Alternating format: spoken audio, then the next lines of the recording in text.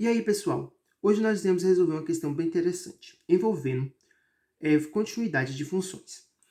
A questão é a seguinte: calcule o valor de P, de modo que as funções abaixo sejam contínuas.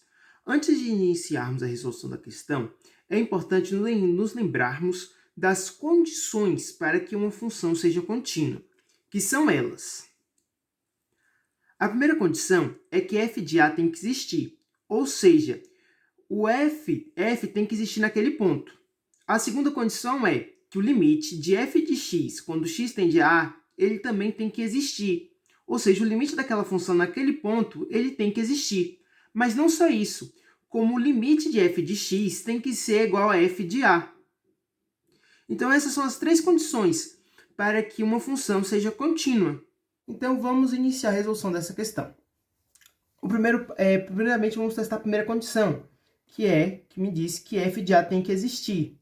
Nesse caso, meu f de a vai ser 3. Então, f de 3, quanto é f de 3? Será que f de 3 existe? Bom, f de 3 existe, e a gente já sabe quem ele é. Isso porque a minha função me fala que se x for igual a 3, a função é igual a 3, ou seja, f de 3 é igual a 3. Então, agora, a gente iremos analisar a nossa segunda condição, que é a seguinte: se o limite de quando x tende a A, no caso, quando x tende a 3, ele existe. Bom, então, qual função eu vou usar? Eu vou usar essa primeira função, x² mais px mais 2. Isso porque ela vai ser usada quando x é diferente de 3. E no caso de quando a gente calcula o limite, o valor que ele está atendendo vai ser valores próximos dele, mas não ele. Então, eu vou usar a função x² mais px mais 2, que vai ser igual. Bom, vamos iniciar substituindo. Vamos lá, isso aqui vai ficar 3² mais p vezes 3 mais 2. Isso aqui vai ser igual.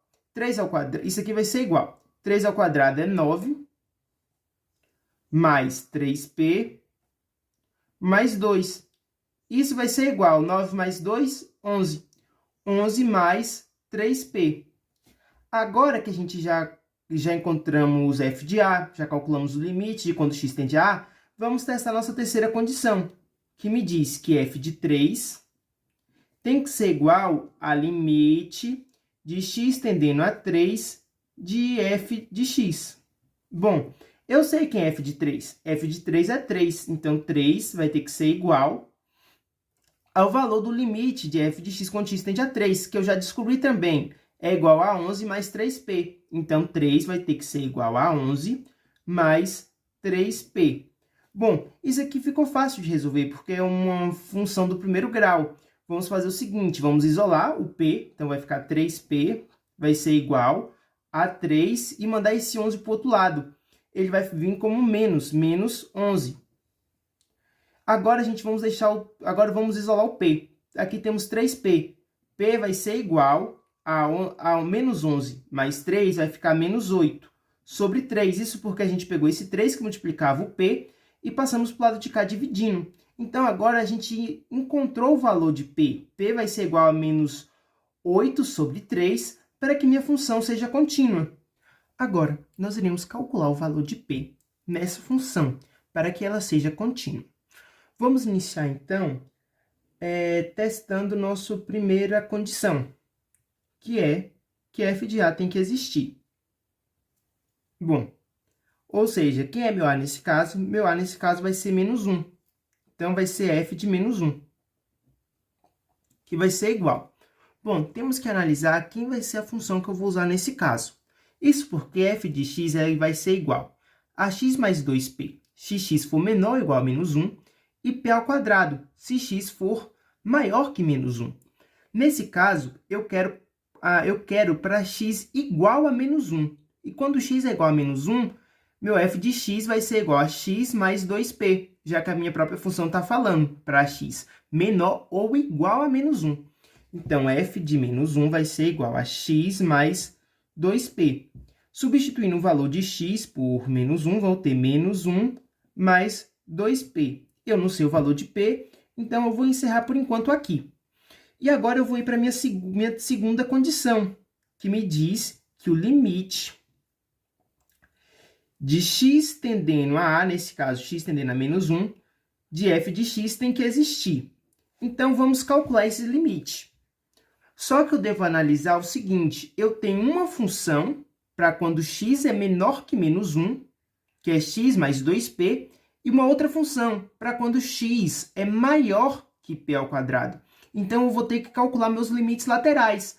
O meu limite de x tendendo a menos 1 pela esquerda e o limite de x tendendo a menos 1 pela direita. Vamos iniciar, então, calculando o limite de x tendendo a menos 1 pela esquerda.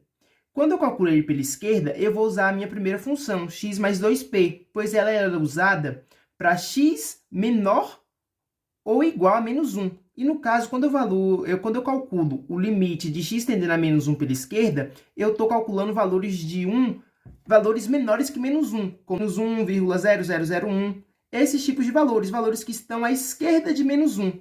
Então, eu vou usar a função x mais 2p. Esse limite vai ser igual a menos 1 mais 2p. Agora, eu vou calcular o meu limite para x tendendo a menos 1 pela direita, que são valores maiores que menos 1, como 0, como 0. Vamos usar a função p ao quadrado. P ao quadrado, nesse caso, é uma constante, porque a minha variável, nesse caso, é x. Então, o limite de uma constante é a própria constante, ou seja, meu limite vai ser igual a p ao quadrado. E eu quero que esse limite ele exista. Então, para o meu limite existir, meus limites laterais têm que ser igual.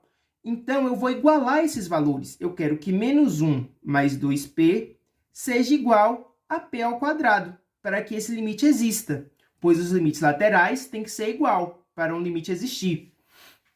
Então, o que eu vou fazer para resolver isso? Eu vou pegar esse p ao quadrado e vou mandar ele para o lado de cá, que vai ficar menos p ao quadrado mais 2p menos 1, igual a 0, porque eu mandei o p para o lado de cá, p ao quadrado para o lado de cá, então não ficou nada desse lado. Isso aqui é uma função do segundo grau, e a gente já sabe como resolve ela. A gente vai resolver ela por delta e Bhaskara. Primeiramente, vou calcular meu delta. Delta vai ser igual a b ao quadrado, ou seja, 2 ao quadrado, que é 4, menos 4 vezes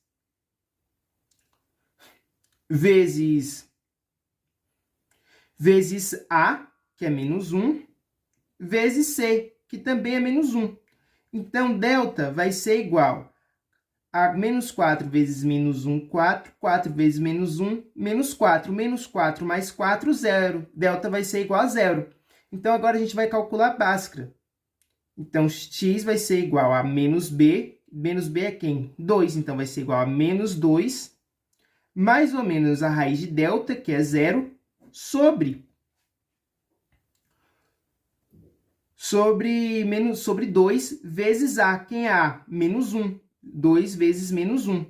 Então, x vai ser igual a menos 2 sobre menos 2, mais ou menos 0. Mais ou menos 0 não vai fazer a diferença, então meu x vai ser igual a menos 2 sobre menos 2. E menos com menos é mais, 2 dividido por 2 é 1, mais 1. Ou seja, p vai ser igual a mais 1. E nesse caso aqui não seria x, seria p, porque a gente está encontrando o valor de p e não o valor de x. Então, p vai ser igual a mais 1.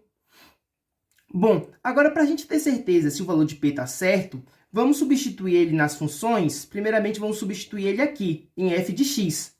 Não, em f de x, em f de menos 1. Então, substituindo, ficaria menos 1 mais 2 vezes 1. Isso seria igual a menos 1 mais 2, que é igual a 1. Então, o valor de f de menos 1 vai ser 1.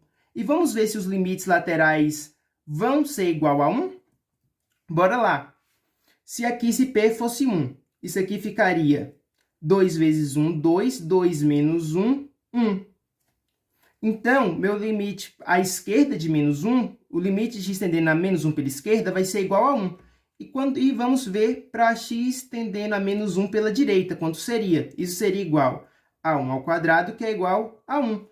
Ou seja, meus limites laterais são iguais. Agora que já encontramos o valor de P e substituímos ele no nosso f de menos 1 e nos nossos limites laterais, nós vamos agora analisar se essa função realmente ela é contínua. Primeiramente, devemos analisar que f de menos 1 ele existe e é igual a 1, e que os limites laterais de x tendendo a menos 1, ele existe e é igual a 1. E podemos analisar agora que f de menos 1 é igual a limite de f de x, quando x tende a menos 1. E eles são iguais, isso porque f de menos 1 é igual a 1, e limite de f de x, quando x tende a menos 1, é igual a 1. Ou seja, eles são iguais. Dessa forma, as minhas 3 condições foram satisfeitas. Ou seja, a minha função será contínua para p igual a menos 1.